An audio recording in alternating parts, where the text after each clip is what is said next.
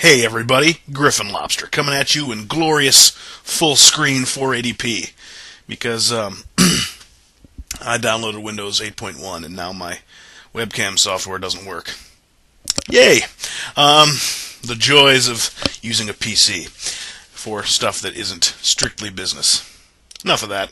2013, awesome year, great year for games. Maybe the best since 2007. Maybe the best since 2007. I don't know. 2007 is for me the high watermark for the generation in terms of games that came out. Lots of great games that year. BioShock, Portal, Mass Effect. I'd go on. Call of Duty 4. I did go on. But I think this year had a bunch of really, really great games. A bunch of really great indie games. A bunch of really great AAA games. And we're going to talk about them here in this series of 4 videos, which you are, of course, accustomed to right now. This is the 5th time I'm doing these. So these are my top 10 games of 2013. Quick rules on the list. Do it every year. Might as well just keep that tradition alive. First and foremost, I didn't play every game this year. So if there's a game that you super, super love and it's not on here, it's very possible that I just didn't get around to playing it, or that you have horrible taste. Could be that too. Some of the ones that I am really, really regretful that I didn't get around to playing. Papers, Please, which I heard was like this incredible game. Just didn't get around to it. I didn't have enough time. Pikmin 3, I didn't get to play, although I wanted to. I've always wanted to play the Pikmin games. I've only had a Wii U for like 3 weeks, and I didn't have enough money to buy like 3 games at once. So I just bought a couple Mario games and saved Pikmin 3 for later. Also didn't play Call of Duty Ghosts or Battlefield 4, but no one cares about those games anymore. Although the ones that I really regret, these are 3 games that I actually own. Metro Last Light, Mario and Luigi Dream Team, and Ni no Kuni, The Wrath of the White Witch. I own all 3 of those games. Some of them, I believe, are still shrink-wrapped. I just haven't gotten around to it. There's a long story behind why I never played Metro, but I don't want to get into that. So I am sorry I missed all those games this year. Maybe they could have made the list if I'd played them, but I don't want to wait until like February or March to do this list. I want to get it out now, when it's only slightly too late. Couple other rules. I am doing downloadable or indie games. I did them last year as well. They weren't on the lists the previous 3 times I did this, but I don't know why not. It was a stupid rule. I think I just wanted to hold something up. But downloadable games will be here. However, that means no DLC. Only complete games, and also no HD remakes or HD collections. But that should be pretty self-explanatory. And finally, this is just my opinion. This is not law. I do not think that my opinions are, by definition, correct. But they are my opinions, and I'd love to hear yours as well. Your opinions on my choices, your opinions for your favorite games of the year. Please, I want to have a good conversation about games, because 2013 was a really good year. All right, so let's get this list started off. Kick it off with the traditional 4 honorable mentions. Don't know why I do 4, but I'm doing 4. Okay, so first honorable mention, Pokemon X. This game, let me just say, it got kicked off of the list in just the past week. I sort of crammed in a couple of other games for list consideration, and one of them kicked this sucker right off the list. So it barely got kicked off, though. Let me just say, good job, Nintendo, this year. A bit of a resurgence for me. I felt like last year there wasn't anything that Nintendo did that impressed me. The Wii U, I feel like everybody, myself and the majority of the gaming population, just met that with a collective sigh. Like no one really cared about the Wii U. And, they could have had a stronger launch. Obviously, when compared to the launch of the Wii, it pales in comparison. Everybody went, batshit over the Wii. But this year, I feel like they really came on strong with a bunch of good games. The year of Luigi, as it were. Mario and Luigi Dream Team, I heard was good, didn't play. Same with Pikmin 3. Same with Animal Crossing, New Leaf.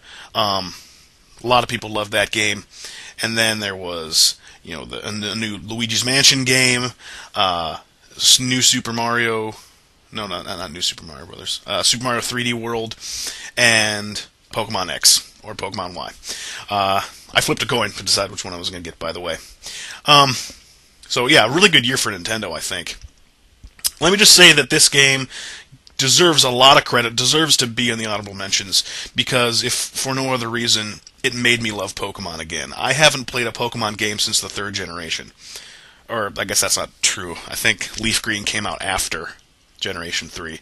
But that's just like a redo of Generation 1. So Generation 3 is like technically the most recent generation of Pokemon I played, and I just kind of I had gotten tired of the formula, I think, at that point. The new Pokemon didn't grab me, or I didn't like them as much as the original Pokemon.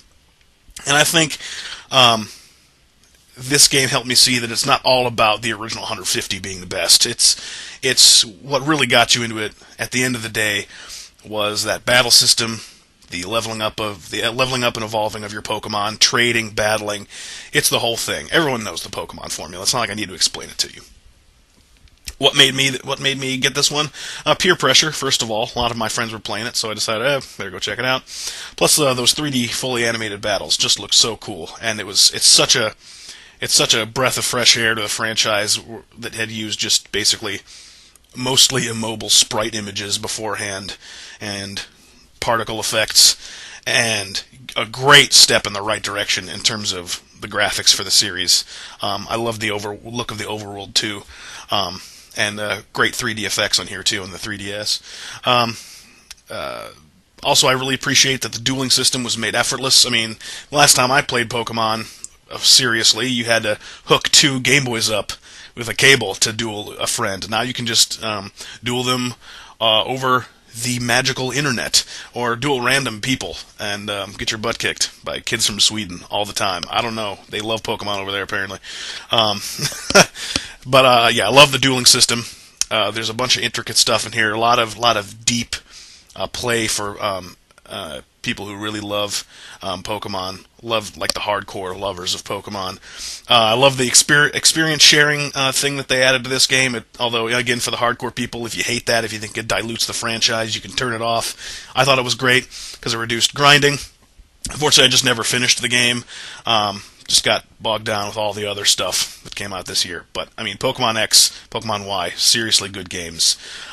Check them out if you're a Pokemon fan. If you're a Pokemon fan, you've already checked them out. But if you're like me, haven't played Pokemon in a while, become a believer again. Okay, my next honorable mention is a indie game, downloadable. It's PC exclusive, so I can't even show you any footage because I don't have a screen capture software yet. But that's okay, because pretty much everything from this game, I could show you anything from this game and it would be a spoiler, pretty much. The game is AntiChamber. Really, really unique game. Basically, the bottom line of this game would be the developers set out to break the rules about how games work. The main exploration mechanic of the game is based around like non-Euclidean geometry. Like, let's say this is fairly early in the game, and I hope I'm remembering this correctly. There's like this little chest-high wall that you can walk around or jump over. And if you walk around it, it takes you to a different place, and if you jump over it, it takes you to a different place, which doesn't make any sense. That's not how exploration usually works in a game. Sometimes walking backwards can get you to a different place than it would if you had walked forwards. Sometimes you need to go back to go forwards. Sometimes something looks different on one side than it does on the other.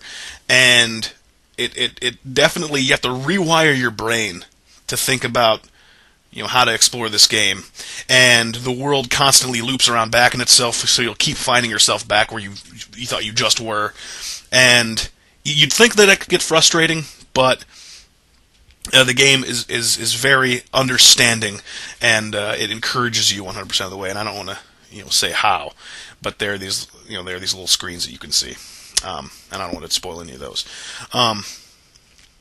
But that's all based around this really intriguing and fulfilling central puzzle mechanic where you have this gun that you can like basically take little cubes of matter out of the world and place them back into the world as you see fit. And the puzzle is sort of based around that mechanic. It's just a really great game, unique art style, sort of ambient sounds. You really should check it out. Definitely one of the more unique games this year, AntiChamber. Okay, next honorable mention, Dragon's Crown. Yes, I know, this is the game with the boob witch. and the ass Amazon. Personally, I see that as mostly an effect of its exaggerated art style. Now, whether or not you agree with me, even if you think that the ridiculously misogynistic visuals with the female characters is amoral, I would encourage you to look past that and see this game for what it is. And what this game is a really, really solid beat 'em up in the vein of like TMNT or Castle Crashers or Final Fight, all that kind of stuff. It takes place in this fantasy setting. And you can play 6 different characters, and they all have varying play styles. They're all very fun to play, at least the ones I played. I played like the warrior. I played the elf. I think the elf was probably my favorite to play as. She had like these bow and arrows. I liked playing the wizard a lot.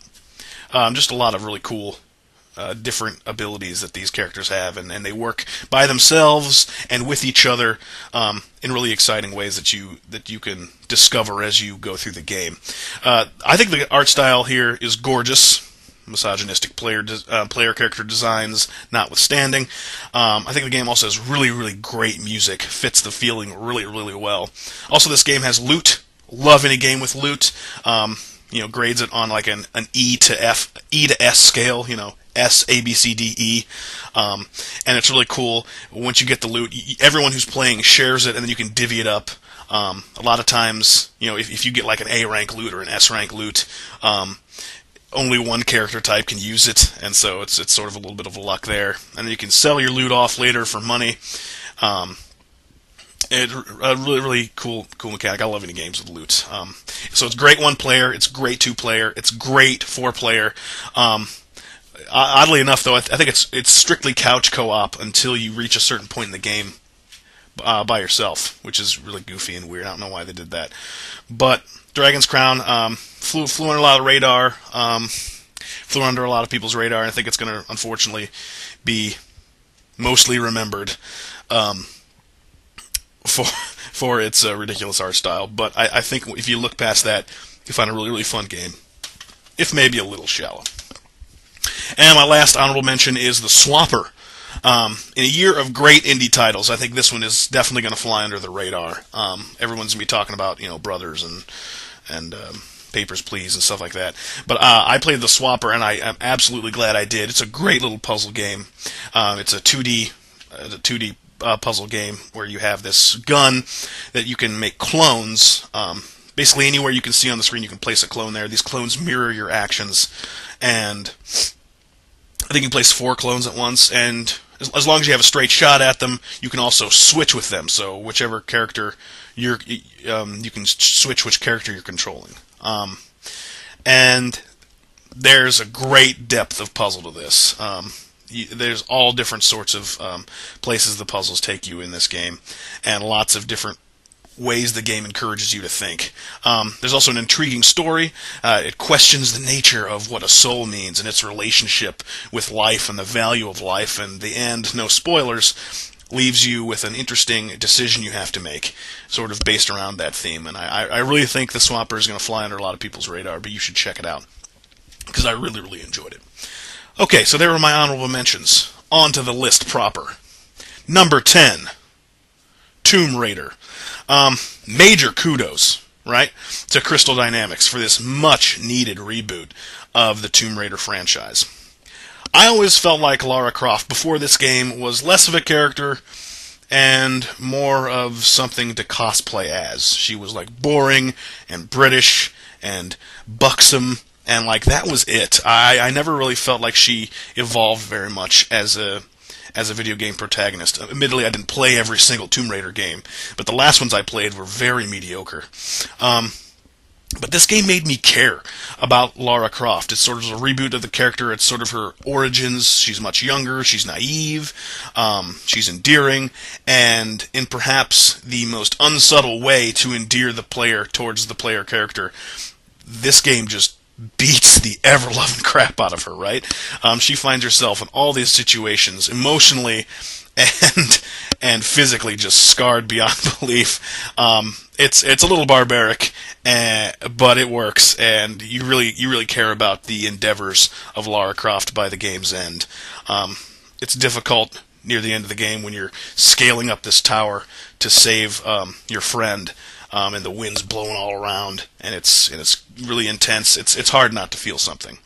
A lot of people are going to say that this apes Uncharted, but those people need to remember that Uncharted aped Tomb Raider to begin with. And comparing with Uncharted, there are some things this game does better that I prefer to Uncharted. Very few things. And some things it doesn't. First of all, like, this game has an open world, which I think maybe Uncharted should try if they're going to do more games, which I think they are, because they like money. It all takes place on this one island, and you can travel from place to place using a fast travel system. So you can go back and get collectibles that you didn't get beforehand. Lots of collectibles in this game. That's a similarity to Uncharted. I love games with collectibles. I love games with loot. Love games with collectibles. And so I think that's a very, very nice mechanic that you can just kind of move around this island. If you missed something earlier, you can come back and get it, like maybe with a power-up that you get later in the game. Unfortunately, something not as good as Uncharted. The story is not nearly as good. The characters, other than Lara Croft herself, are a little bit one-note. Which brings me to some other nitpicks. This game has an unfortunate reliance on QTEs, quick time events, relatively early in the game. Especially, there's this one with there's an encounter with a wolf. This wolf attacks you, and it's like 5 quick time events in a row, and it's just ridiculous and dumb. And I died like 3 times, and I'm like, I get it. It's dangerous.